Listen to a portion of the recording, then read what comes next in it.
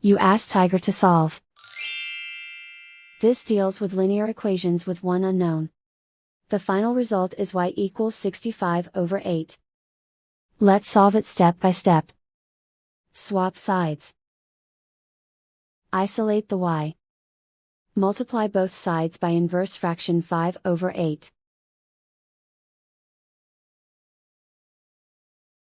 Group like terms. Multiply the coefficients. Simplify the fraction. Multiply the fractions. Simplify the arithmetic.